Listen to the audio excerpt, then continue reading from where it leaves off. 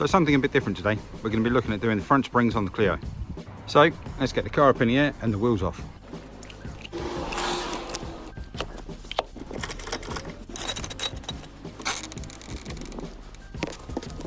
Okay, great. So now with the wheel off, we can see actually the state of the shock. It looks pretty horrendous, to be fair. Even all the way out the top, the spring doesn't look too good.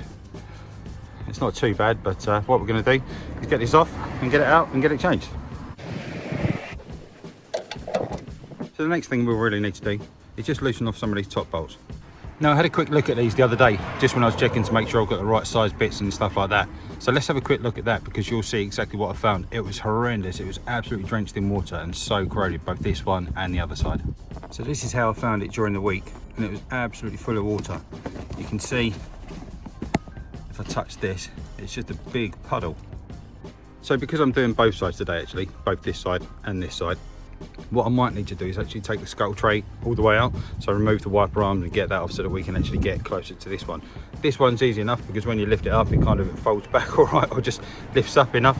But this one, because of the wiper arms, it doesn't lift up too far. So we'll see how we get on. If we need to get in there, then what I'll do, maybe we'll just put a little short video together just about how to take that off. But other than that, what we'll do, we'll just start by removing this rubber for now. So this just pulls off. We can just take this off all the way along. There we go. We'll just set that aside nicely there. And then what we can see, ordinarily, there's a little clip in here and over here as well. There is one in this one. But then what you can do, you just get a little pry tool or something just under there, and the thing lifts up. But this is what I'm saying about, it's a little bit stiff because of the wiper arms, so it's not going to come up too far. But now you can see exactly what it looks like now. I've had a couple of days to let it dry up. And with it out of the way, you can see we've got loads of access now to exactly where we need to get to. If we need to do anything with the wiper arms as well, we can access most of that. Just some of the branking plates there. And obviously over on this side now, we've got a whole lot more access, and we can see just exactly how much corrosion we're going to be fighting with today. Okay, so now we're going to get a little bit dirtier. I've just put some gloves on. This side doesn't look too bad. I think the nuts are pretty okay. In reality, it looks like it's been fairly well weathered. Ordinarily, like I showed a bit earlier, there is a cap that sits over them, which is meant to protect it from the weather and kind of keep the damp out. But looking at all the dirt and stuff in here, I'm guessing it's not done a very good job, particularly on the other side as well. So what we'll do, I think we'll just give them a little clean up just with a wire brush. I did, like I said, get some WD-40 on there the other day, just so hopefully it will have a little soak in. This side, I don't think it's going to be too much of an issue. This side though, when we look at the state of these, I think these front ones aren't too bad. This back one is pretty horrendous. But yeah, when we come to try and get this undone, this is going to be quite something. So let's get these cleaned up, get a bit of WD-40 on there, and then we'll get these loosened off. Okay, so on my car, I should point out this is a 2009 Mark III Clio, the facelift version. These are a 13, so we'll look to try and loosen these off.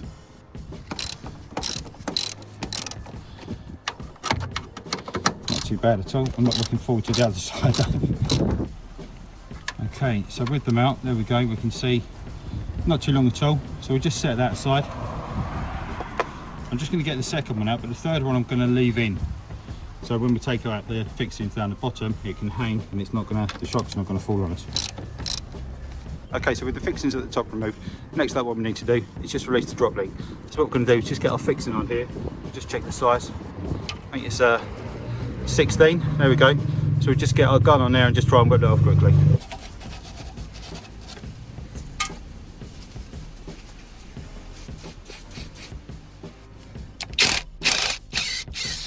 So as ever with drop links, a little bit sticky.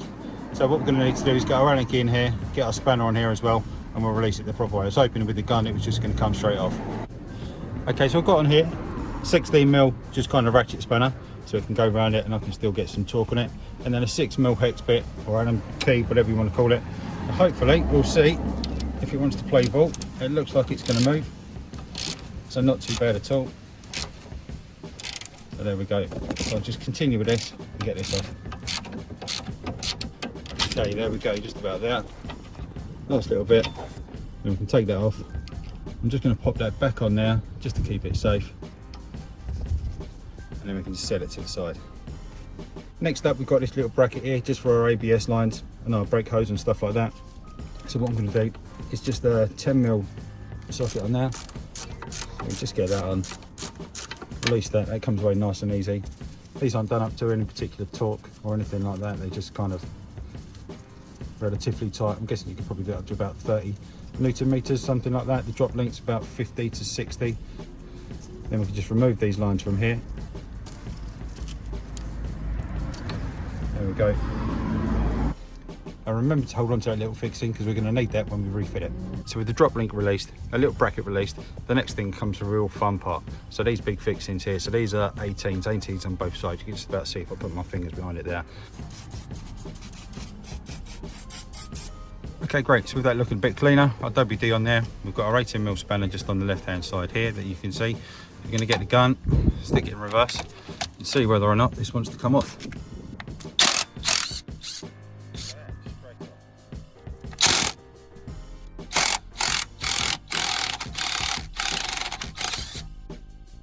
And then what we'll do, just before we take them fixings all the way out, what we'll do, we'll just support the hub just on the disc. I've just got my soft pad on here, so we're not metal on metal or anything like that. I'm just going to support the disc, just so when we remove those fixings, hopefully it won't just come falling towards us.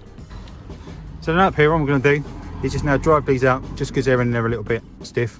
I've just got kind of the butt end of the brush as such. I'm just going to push on that just while I use the gun to pull them out. There we go, it's the first one out. And this is hopefully where we should see just that support from down below, preventing it from dropping too far. There we go, so both fixings out and we're ready to remove the shock. So now just checking it's loose and free, which it is. There we go, it's ready to come away. So now all we need to do is just loosen off that remaining fixing just at the top and we should be able to take it straight out.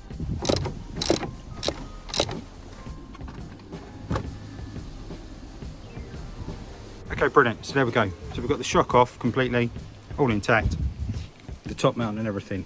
So what we need to do next is obviously get our spring compressed and then we can look at loosening off this top mount. Okay, so the spring compressors that I use, I've got these kind of safety pins as well, so once you get it on the spring you can kind of put this safety pin in and it keeps it in place. Obviously with compressed springs there's a lot of tension there, so you want to be as safe as possible. So what we wanted to make sure is that we get as many coils as possible as well, so I want to go ideally opposite, so hopefully I can get kind of one on this side, just get it right under this point here, and then the same just at the top where there's kind of not too much room, but we should be able to get in there and we can get kind of all three coils in at once. So obviously we're going to go opposite so that it's compressing it nice and evenly, and then we should be able to get this off. Okay, so I've got these compressors on there. They're obviously not quite opposite each other, which is not ideal fabulously, but inevitably they always pull around a little bit. So what I think I'll do, I'll just obviously, now with it compressed, we're going to try and loosen this top nut off, and then we can, yeah, get it all apart. Okay, so this top fixing is an 18, so I've got that in my kind of gun again. I'm going to try and give it a go, see if it wants to come off pretty easily. If not, I think this is either a 6 or a 7mm hex fixing in there, but we'll see if the gun wants to just strip it straight off.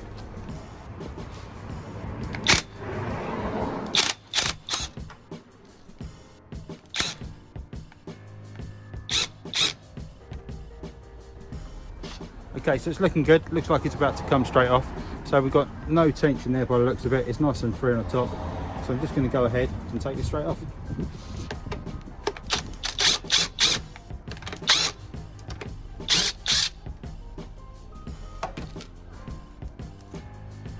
Okay, so what we can do now is take off the tension of these. We'll remove the spring compressor, and then what we want to try and make sure that we can do, just at the bottom of the spring down here, there is a rubber that helps it sit in there and just basically cushions it a little bit so it's not full on metal to metal the whole time.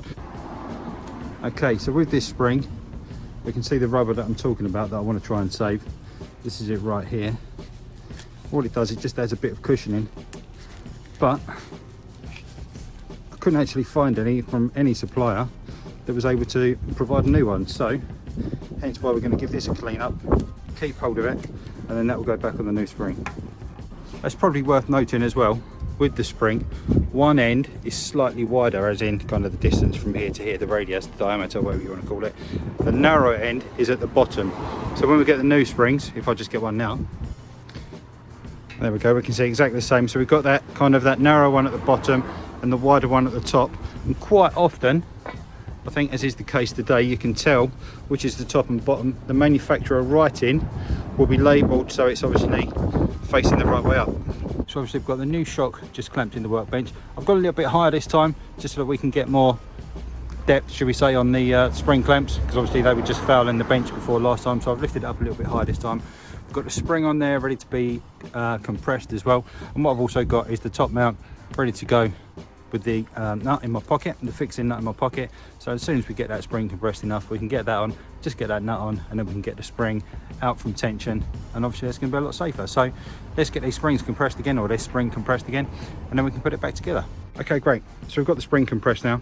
I found it a little bit easier actually, just to get them a bit more opposite each other, should we say, so it's a bit safer. One facing down and one facing up, because otherwise the stud was actually coming down and hitting on the shock. So what I'm going to do is just get a couple more turns on here, just to get this on a bit more securely, and then we can get these compressors off. There we go. So that's now firmly on there. We can see the studs nearly all the way up to the top, so obviously we need to torque it up when we get it on there properly. But what we can do now is just get these springs off. I don't like them being on there that much tension in one place. It's never a good thing for me as far as I'm concerned, so I'll get these off now, and then we can look at getting this one tightened back up, and then we can get it back on the car. Okay, so next up we're just going to torque this up. So the torque setting for this top mount is 64 Newton meters on the Clio. So what I've got is just a 6mm Allen bolt in there, obviously our 18mm top nut fixing on there. So we've got that. I've just got a 21mm spanner just to hold this still. Just want to get the torque wrench on here set to 64. Just get this tightened up.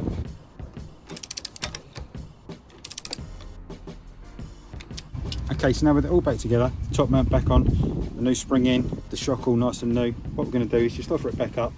I've got the one fix in, which we'll try and get back in just at the top initially, and then we can come down and get these two fixings back in. So first up, try and do it one hand.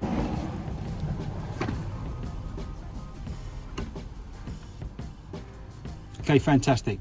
So we're doing fixings just up the top there, nice and in, or I've just got two of them underneath the bonnet there in. What I'm going to do now is obviously get these in. What I'm going to do though, I just noticed before I put them back in, I'm just going to give these heads a bit of a clean up, because they look a bit nasty. You know, we've gone to the effort of putting all this nice new all bits and pieces in, so let's give these a bit of a clean up and make it look a bit better. Okay, brilliant. So they're looking a bit better. Right, so let's get this back in the hub. So we just bring it round, kind of get it into position where it needs to be. If they're not in there quite properly, what you can do is just kind of use a pry or something like that, just in the other one. We can just use that. Hopefully that should bring it back into alignment.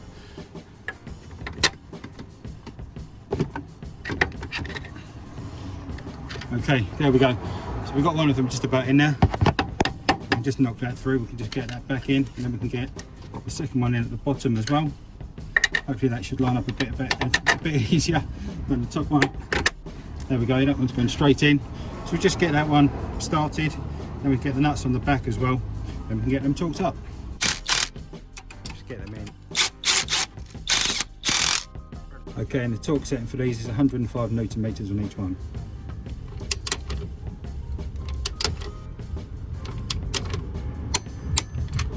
Okay, then next up we're going to get this drop link back installed. Pop that back through the hole. I've cleaned the head of this bolt as well, so we can just slide that back on. And what we'll do, we'll just torque this up as well. I think this is about 60 Newton meters if I'm not wrong.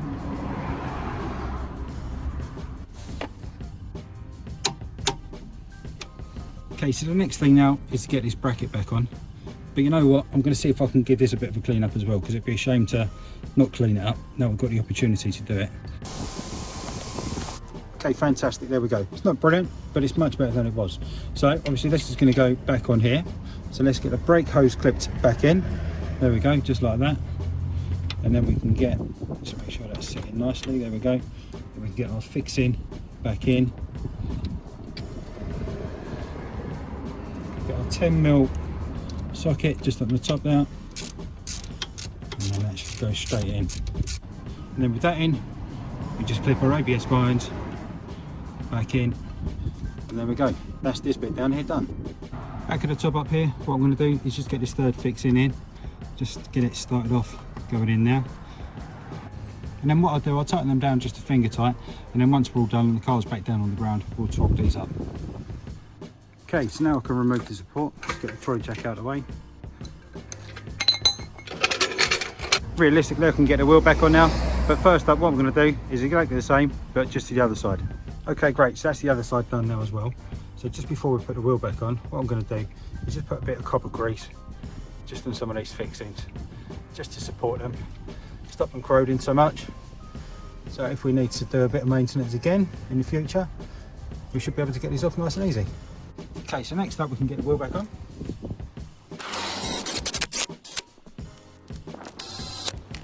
So now we'll get some tools out of the way, we'll get the car back down on the ground, then we can torque these ones up just up here, this side and this side, and get the scuttle tray back on, and then we'll take it for a quick test drive.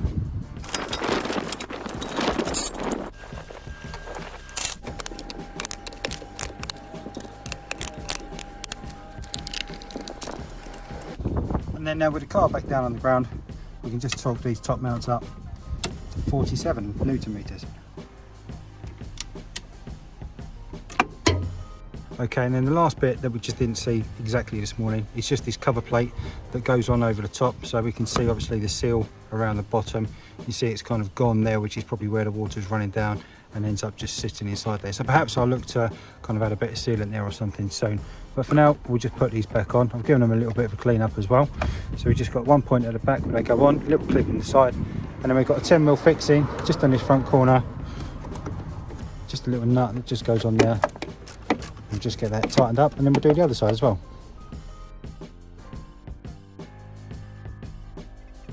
Okay, great. So with all that put back together now, what we can do is just drop the bonnet and take it for a test drive.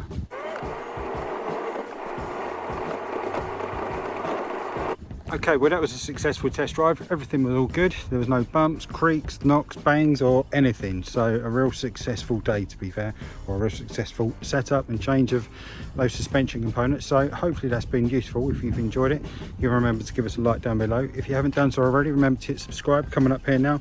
Best way to find you back to the channel for more videos coming out on this car, loads of videos on this car and a few on that one, and probably some more to come as well. But yeah, lots on there. So thanks very much for watching. I really do appreciate you taking the time. Like I say, hit subscribe and I'll see you soon. Thanks very much.